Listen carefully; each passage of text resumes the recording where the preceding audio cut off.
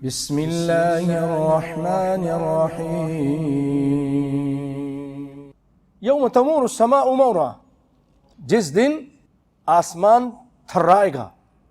یوم تمور السماء مورا، آسمان تھرانے لگے گا، یعنی اضطراب پیدا ہو جائے گا، اس کے نظام میں خلل پیدا ہو جائے گا. ایک طاقت ہے اللہ تعالیٰ کی، اس نے اس کو روکا ہوا. اتنے بڑے آسمان کو، بہت وزنی ہے، 7 آسمان ہیں، ان سب کو اللہ تعالیٰ نے اپنے حکم سے روکا ہوا ہے.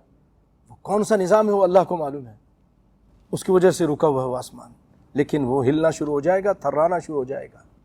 یوم تمور السماء مورا، یہ تو آسمان کی بات تھی نا. اب بات کر رہے ہیں اللہ تعالیٰ وَتَسِيرُ الْجِبَالُ سَيْرًا، پہاڑ جو ہے نا یہ چلنے پھرنے لگ جائیں گے، اڑنے لگ جائیں گے، ایسے جیسے کالعہن المنفوش، جیسے دھنکی ہوئی اون ہوتی ہے. فَوَيْلٌ يَوْمَئِذٍ لِّلْمُكَذِّبِينَ، پس ویل ہے، خرابی ہے، تباہی و بربادی ان لوگوں کے لیے جو جھٹلاتے ہیں. یومئذ، اس دن، للمکذبین، جھٹلانے والوں کے لیے ویل ہے، جو قیامت کے دن کو جھٹلاتے ہیں، اللہ کے قرآن کو جھٹلاتے ہیں، رسول اللہ کے فرمان کو جھٹلاتے ہیں. اور ان کی عادت کیا ہے؟ ایسے جو جھٹلانے والے لوگ ہیں، الذین هم فی خوض یلعبون، یہ لوگ الذین هم، جو فی خوض، خوض کے معنی ایک ہی ہوتے ہیں کہ گھسنا باتوں کے اندر، بیکار باتوں میں، اللہ اس کے رسول کے خلاف باتوں میں، قرآن کے خلاف باتوں میں، حدیث کے خلاف مذاق کی باتوں میں، اور اس کو کھیل تماشا بناتے ہیں.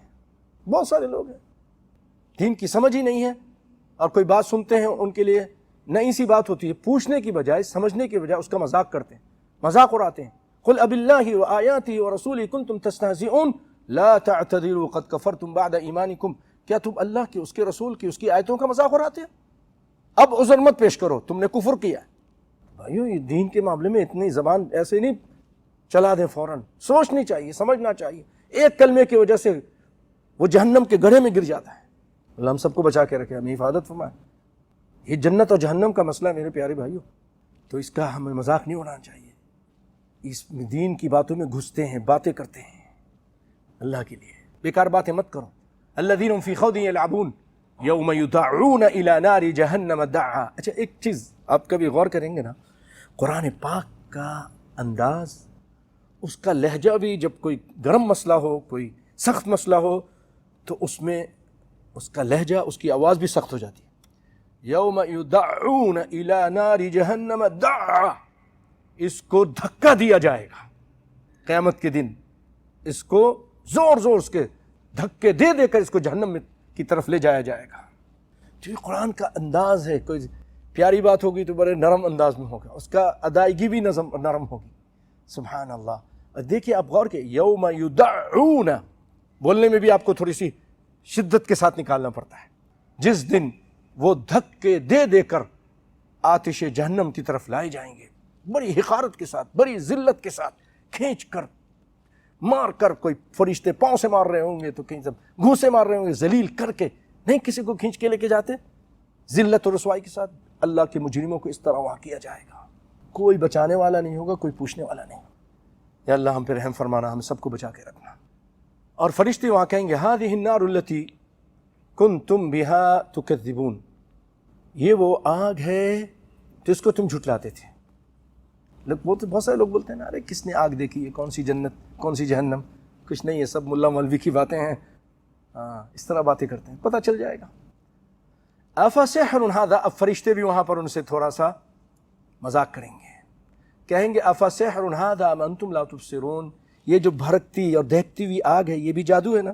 دنیا میں جب ہمارا کلام آتا تھا، ہمارے رسول کی باتیں آتی تھیں، قرآن آتا تھا، تم کہتے تھے سحر مبین، یہ تو جادو ہے.